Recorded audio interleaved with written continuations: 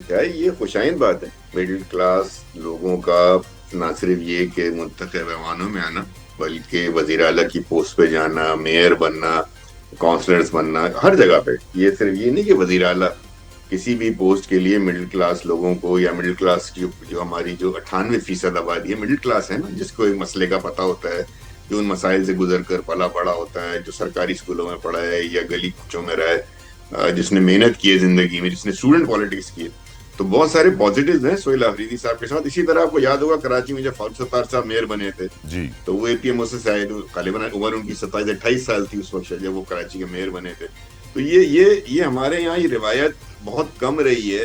कि हम student politics से नौजवानों को सियासत में लेकर आए और सियासत में फिर उनको मौका दें। अब ये देखना बहुत जरूरी है, क्योंकि आज जो उनकी तकरीर थी, मैं समझता हूँ कि ठीक है, फर्स्ट डे था, फर्स्ट डे को थोड़ा जज्बाती तकरीर हो गई, कुछ जुमले उन्होंने कह दिए जो उन्हें शायद नहीं कहने चाहिए थे। डिफाइन जरूर करें,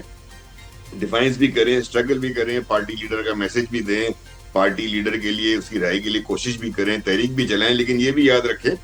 विद ऑल ड्यू रिस्पेक्ट, जैसे तैमूर भाई ने कहा कि अब उनको डिलीवरी करनी है। वो चीफ एग्जीक्यूटिव है अपने प्रोविंस के, वो डिप्लोमेसी से भी काम लें, वो रवादारी से भी काम लें, वो सबको साथ लेकर चलने की बात भी करें। सूबे की लीडरशिप, बहुत से गवर्नेंस के मामला होंगे, एडमिनिस्ट्रेटिव इश्यूज होंगे, जिसमें उन्हें सबके साथ लेके बैठना होगा, ना सिर्फ अपनी पार्टी को बल्कि अपने मद्द मुकाबिल अपने हरीफों को। उनको ये हमांगी सूबे में क्रिएट करनी है, अभी उनकी जिम्मेदारी है। उनकी जिम्मेदारी अब सिर्फ ये नहीं है कि वो तहरीक इंसाफ के स्पोक्स पर्सन बन जाए, या तहरीक इंसाफ के इशूज को या तहरीक इंसाफ के लीडर के जो मामला हैं उन्हीं के ऊपर वो आवाज उठाएं, बल्कि उनकी बुनियादी आईनी जिम्मेदारी जो उनका हल्फ उनसे डिमांड करता है वो ये है कि सूबे की सर्विस करें, सूबे के अवाम की सर्विस करें। सूबे के अंदर जो एक अफरा तफरी है, या खास तौर पर इस वक्त जब हम ये बात कर रहे हैं, तला आपको पता है कि अफगानिस्तान पाकिस्तान के दरमियान क्या मामला चल रहा है, बॉर्डर पे एक जंग सी छिड़ी हुई है, फिर अपने बहुत सारे मामला हैं दहशतगर्दी के। तो उनके सामने इस वक्त टेबल पे मल्टीपल इश्यूज होंगे, और मैं उम्मीद करता हूँ यंग बंदे से कि वो एनर्जेटिक भी होगा, वो टाइम भी दे सकेगा, और जैसा आपने फरमाया, मैं आपकी बात पे बिल्कुल यकीन करता हूँ कि जो अपने एसेट्स भी इस तरह बता रहे हैं, तो अब ये सारी चीजें उनको प्रूफ करनी है अपने काम से। और ये जज्बातियत, ये रुमानवियत, ये उनकी पार्टी को डील करना चाहिए, पार्टी को अपने वजीर आला को एज ए वजीर आला परफॉर्म करने देना चाहिए। तो हमारी तमाम तर जो है वो दुआएं उनके साथ होगी, अच्छा परफॉर्म करें, सूबे की जरूरत है। और देखें ना, ये बात याद रखें कि उनको लाने की जरूरत क्यों पेश आई। इसीलिए पेश आई ना कि पिछला बंदा भी तो इसी पार्टी का था, तो यकीनन वो परफॉर्म नहीं कर पा रहा होगा, और उसके मल्टीपल इश्यूज होंगे, गवर्नेंस के मामलात होंगे, फिर पार्टी के अपने अंदर जो रिफ्ट चल रही थी, उनको अपनी पार्टी के अंदर भी बहुत से मामलात को देखना है। तो अब जहां एक तरफ पार्टी उनसे उम्मीदें लगाएगी तला, जी सर, वहां सूबे के अवाम और पाकिस्तान के अवाम भी उनसे उम्मीदें लगाएंगे ना, बेशक, उन्होंने अब क्या परफॉर्म करना है। बिल्कुल सही कह रहे हैं। We should all support him. एक जमहूरी अमल से वो मुंतखब होकर आए हैं, एक जमहूरी जमात की वो चॉइस है, सबको एक्सेप्ट करना चाहिए। और पाकिस्तान की सर 60% नौजवान आबादी को ये एक ख्वाब मिला है कि वो भी अगर अपने पॉलिटिकल एस्पिरेशंस और एम्बिशंस को लेके आगे बढ़ें तो किसी बड़ी पोजीशन पर पहुंच सकते हैं। परवेज संदेला साहब, आज जो बात नए चीफ मिनिस्टर अफरीदी साहब ने कही कि मेरे नाम में ना भुट्टो है, ना शरीफ है, ना जरदारी है, मैं एक मिडिल क्लास आदमी हूँ, और बहुत सारे लोग कहते हैं कि इसकी वजह से एक स्टेटस को भी टूट जाता है कि एक नौजवान गरीब फैमिली को बिलोंग करने वाला भी चीफ मिनिस्टर बन सकता है। आपकी नज़र में क्या एक्सपेक्टेशंस हैं? और यकीनन PMLN जैसी जमात, इतनी ताकतवर बड़ी पुरानी जमात, आई थिंक आपकी जमात के अंदर भी अब नौजवानों को मौका मिलना चाहिए सर। बहुत शुक्रिया तला साहब। एक तो आपने जो बताया उनकी फ्रिज के बारे में और उनकी वॉशिंग मशीन के बारे में, ज़रा ये भी पूछ लीजिएगा कि वो कस्टम है या नॉन कस्टम पेड है, क्योंकि उनके बारे में कहा जा रहा है कि वो नॉन कस्टम पेड वज़ीर आला है। और वो भी ज़रा देख लीजिएगा कि वो कस्टम पेड है कि नहीं है, वो तो आने वाले वक्त में पता लगेगा। देखें, अगर भुट्टो लगा होता तो शायद उस खानदान में से आगे जाके मिसाक जमहूरियत जैसा मायदा कर जाता। अगर भुट्टो खानदान का नाम होता तो हो सकता है वो एटम बम बनाने की बुनियाद रख देते, और अगर शरीफ खानदान का नाम होता तो हो सकता है वो एटम बम चलाकर या फिर हिंदुस्तान को मतलब बड़ा टफ टाइम देकर। देखिए, नामों में बड़ा कुछ रखा होता है। भुट्टो खानदान से होना और शरीफ खानदान से होना कोई ये ताना नहीं है, बल्कि ये मेरे ख्याल जमानत है मुल्क की तरक्की की, ये जमानत है मुल्क को आगे बेहतरी से ले चले के। आप जिस 36 साल बच्चे की बात कर रहे हैं, मुझे नहीं पता सिवाय इस बात के उसका क्या मिशन है, तो वो इमरान खान को रहा कराना चाहता है, यही उसका ख्वाब है। इससे पहले हम सुनते थे कोई इश्क रसूल में मरता था, कोई इस्लाम के लिए, कोई दीन के लिए, कोई मुल्क के लिए मरता था, लेकिन वो कह रहा है मैं तो एक शख्सियत के लिए मरूंगा, उसका नाम इमरान खान है।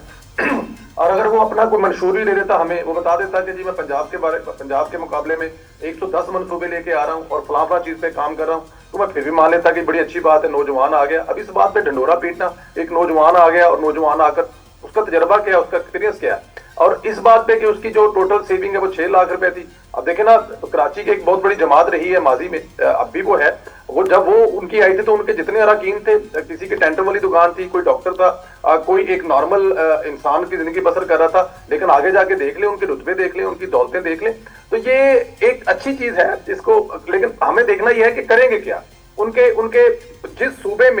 جس صوبے کے وہ وزیر اعلیٰ بنے ہیں, اس صوبے میں جو آج حالات ہیں, وہ ایک ایسا ملک جس کے ساتھ ہماری کم از کم ہمیشہ ہم نے 40 لاکھ 50 لاکھ لوگوں کو, اس ملک کے لوگوں کو پالا ہے, پوسا ہے, اپنی زمینوں میں جائیدادوں میں حصہ دیا ہے, اپنا شناختی کارڈ اپنا پاسپورٹ تک ان کو دیا ہے. ان کے ساتھ ہماری جنگ چل رہی ہے, اور وہاں پہ ایک ایسے آدمی کو لے کے آنا جو صرف اور صرف وہ کرے گا جو عمران خان کہے گا. اور عمران خان کیا کہے گا, پورا ملک بند کر دیں, پورے ملک کو جلا دیں, اور پھر اپنی افواج کو صوبے میں یہ جو دہشت گرد ہیں ان کے خلاف آپریشن نہ کرنے دے. اس چھت پہ وہ لایا گیا ہے, اور میں اس کی کیا تعریف کروں, یا میں اس کے نوجوان ہونے پہ کون سا ڈھول بجاؤں, یا میں اس کو مطلب کہ وہ اس کا 6-7 لاکھ روپیہ. نہیں سر, ہمیں دیکھنا یہ ہے کہ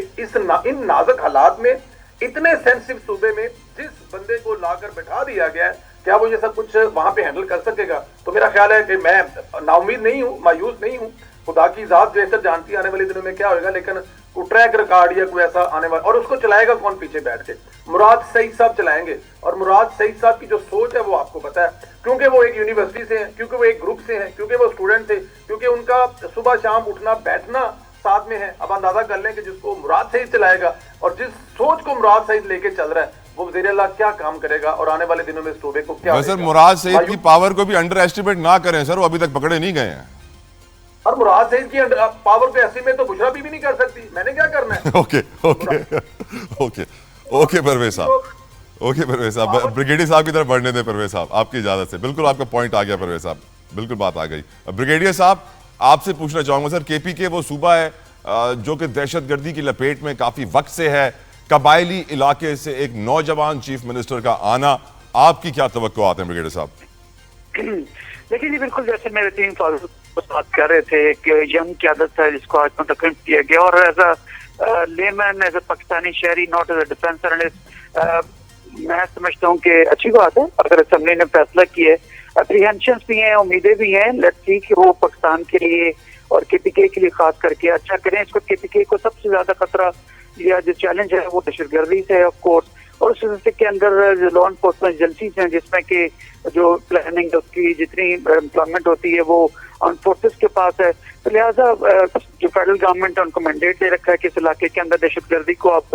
ختم کریں. اب اس کے 2 طریقے ہو سکتے ہیں, ایک ڈائلاگ اور دوسرا فائٹنگ کرنا. اب ڈائلاگ کو ہم 12 دفعہ پیچھے ہم اس کو موقع دے چکے ہیں, لیکن بدقسمتی سے اس گیپ کو, جب ڈائلاگ پروسیس شروع ہوا تھا تو اس کو دہشت گردوں نے اپنے آپ کو مزید سیٹل کرنے کے لیے, اپنے آپ کو ریکوپ کرنے کے لیے استعمال کیا, بجائے سے کوئی مین دھارے میں شامل ہوتے. تو لہٰذا ایک پیسیمسٹک اپروچ, ایک اپریہنشن ضرور ہے کہ شاید دوبارہ ممکن نہ ہو, اور ایسا نہ ہو کہ ہم 2004 والی اسٹیٹ میں واپس چلے ہیں, جبکہ ہم کئی آپریشن کر چکے, ضرب عضب کی ہم نے, اور کتنے ہی نجات والے ہم نے آپریشن کیے, لیکن یہ جو ڈائلاگ کا پروسیس ہے اس کو سبوتاژ کیا. تو لہٰذا جو چیف آرمی اسٹاف کی اور فیڈرل گورنمنٹ کی مرضی یہ ہے کہ ہم اسٹیٹس کو کے پیچھے نہیں جائیں گے, ہم اس کو ونس فار آل اس مینس کو ختم کریں گے. اور مجھے یقین ہے کہ قبائلی علاقے سے خود افریدی صاحب کا تعلق ہے, وہ خود بھی جانتے ہیں کہ ان کے وہاں پہ لوکل کس طرح سے جو ہے وہ لوگ افیکٹ ہوئے ہیں, ان کو بزنسز نہیں اس طرح سے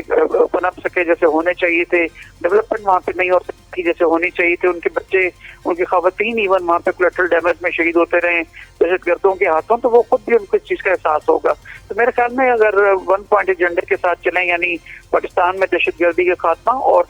ایک محفوظ پاکستان کے لیے, مضبوط پاکستان بنانے کے لیے ایک محفوظ پاکستان کا جو ایک ہمارا ایجنڈا ہے جس کے اوپر لے کر چیف آرمی اسٹاف چل رہے ہیں یا فیڈرل گورنمنٹ یہ چاہتی ہے, تو میرے خیال میں وہ اپنے انٹرسٹ پہ اس کے ساتھ کنورج کرے گا اور بہتر خبریں انشاءاللہ تعالی آئیں گی کے پی کے کی جانب سے. آمین. Well sad.